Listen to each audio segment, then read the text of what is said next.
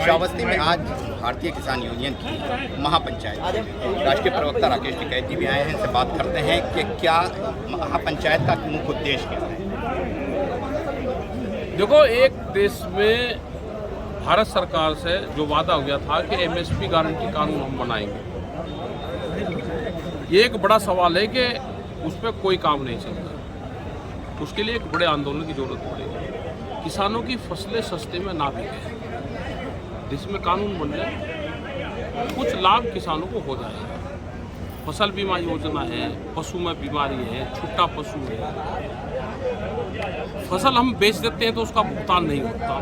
तो ये पॉलिसी सरकारों की ये चल रही कि किसान इससे तंग हो जाए ज़मीन से, ये तो बने मजदूर, और इस जमीन में पूरा व्यापारी वर्ग इस जमीन में वो इस पे श्रावस्ती पहुंचे हैं, इस मंच से कोई बड़ी रणनीति को आप बढ़ावा देने वाले हैं? हाँ, बढ़ावा देने वाले मेंबरशिप चलाएंगे, लोगों को इकट्ठा करेंगे, और जब आंदोलन शुरू होगा तो यही किसान आंदोलन बन जाएगा। आंदोलन कब, कहाँ, कैसे होगा वो सब बताएंगे, टाइम आएगा। सरकार ने कटीले तारों पर प्रतिबंध लगा दिया है। किसान इस हालत में फसलों को अपनी कैसे बचाएगा और उस पर आप क्या करेंगे?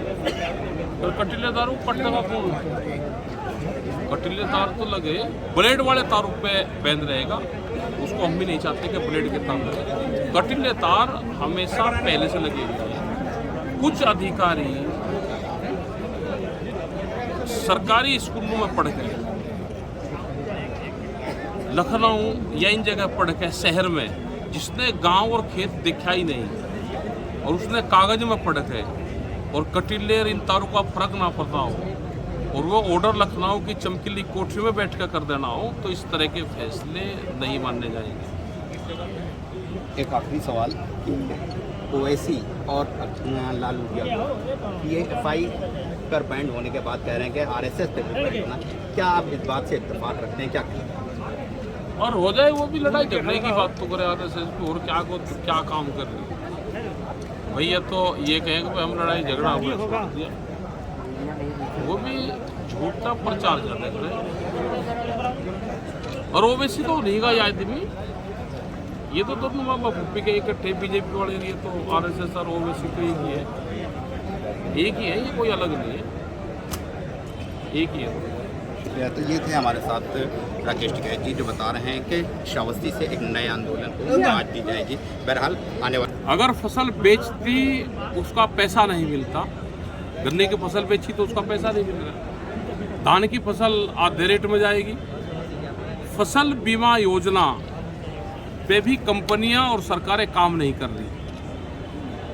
देश में जब दिल्ली में आंदोलन चला, उस टाइम पे तय हुआ कि MSP गारंटी कानून पे हम काम करेंगे।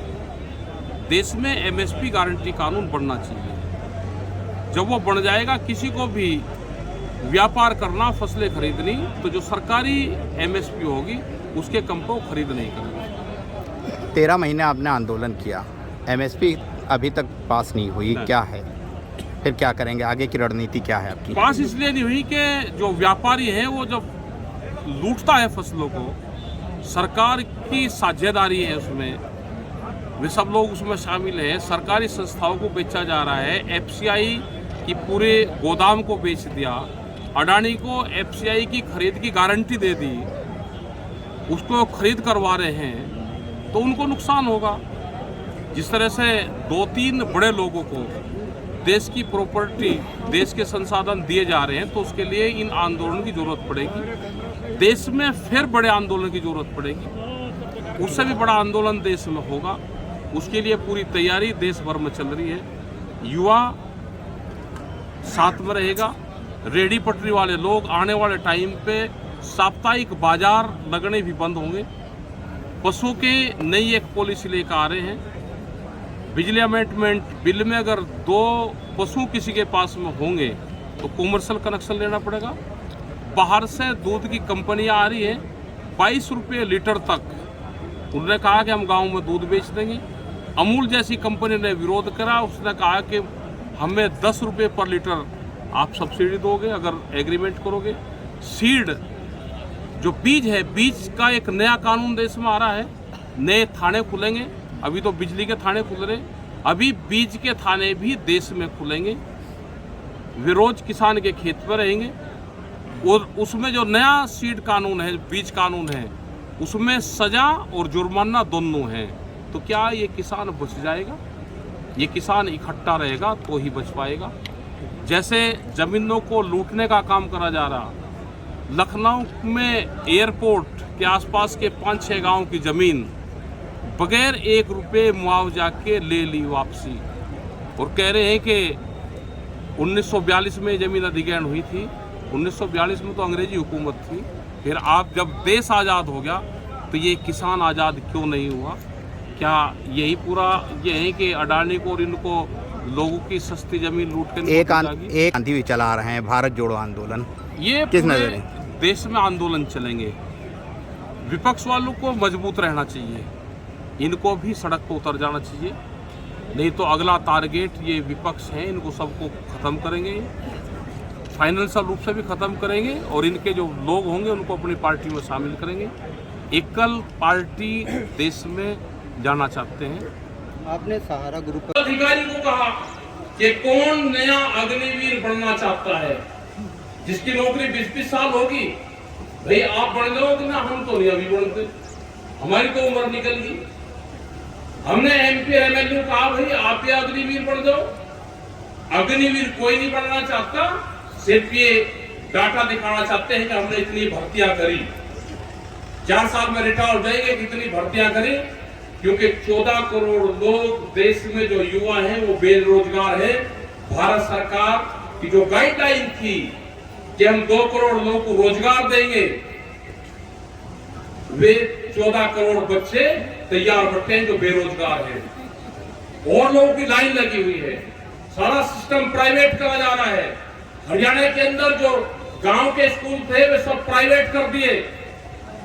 अगर अपने बच्चे को आप प्राइवेट स्कूल में पढ़ाओगे तो वजीफा लगेगा, दोगे, और अगर सरकारी स्कूल में पढ़ाओगे तो आपको फीस देनी पड़ेगी।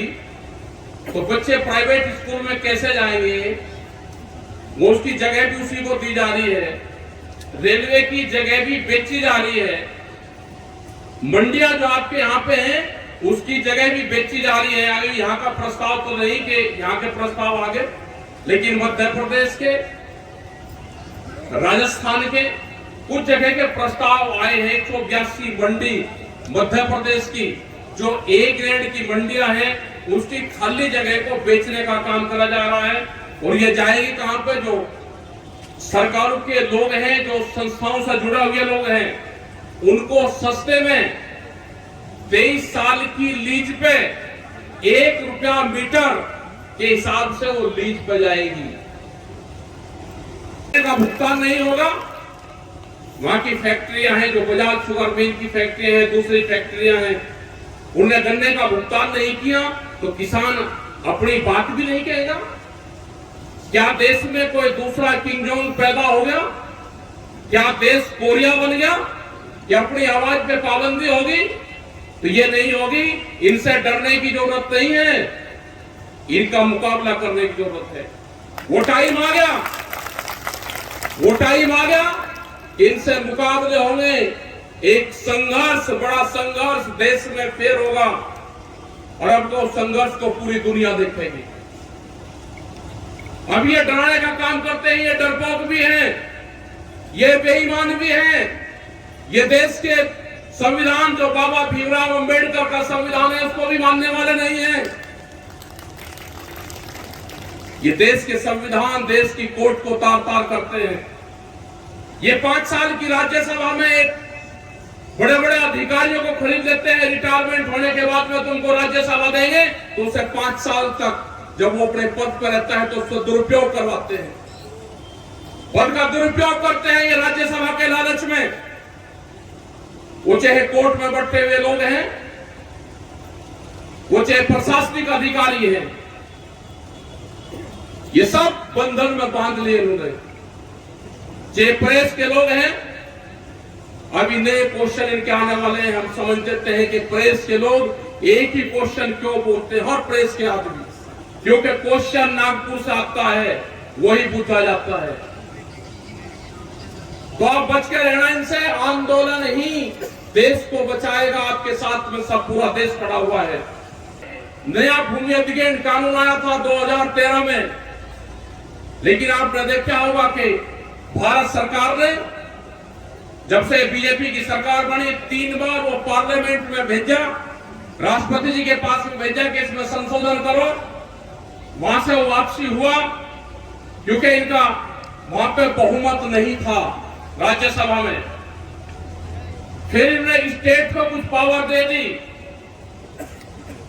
आज कई स्टेटों में ये पावर है कि किसी को भी कोई इंडस्ट्रीज लगानी है, ध्यान से सुन लेना, किसी को कोई भी इंडस्ट्रीज लगानी है, किसी भी कंपनी को खेती करनी है, उस पर कोई सीलिंग नहीं है। वो डीएम के यहाँ पे, डीसी के यहाँ पे अपनी प्रोजेक्ट रिपोर्ट देगा कि इस गांव की ये 1000 एकड़ जमीन, 500 एकड़ जमीन मुझे फैक्ट्री के लिए चाहिए, मुझे यहाँ पर अपना कृषि फार्म बनाना है, उसके लिए ये 1000 बीघे जमीन चाहिए। डीएम वो जमीन अधिग्रहण करके उस कंपनी को दे देगा। ये कानून देश में बहुत स्टेट में आ गया है। देश का नौजवान आपके साथ में रहेगा। ये अग्निवीर वाले 4 साल बाद में आ जाएंगे। जिनको अग्निवीर में भी नौकरी नहीं मिलेगी वो आपके साथ में अभी आएंगे। इस देश के किसानों से, देश के जो खेत है, इससे नफरत भरी जा रही है कि खेती में कुछ नहीं है। खेत को कमजोर किया जा रहा है, हमारी फसलों के रेट कम दिए जा रहे हैं, जिससे देश का नौजवान अपने खेत से नफरत करनी शुरू करे। आज आप देख रहे होंगे कि सड़क के किनारे की आपकी जितनी जमीन थी वो सब बिकी। बड़ा व्यापारी पूरी जमीन को आपकी खरीद रहा है। बड़ा व्यापारी पूरी जमीन को आपकी खरीदने में लगा हुआ है। आपको बच के रहना।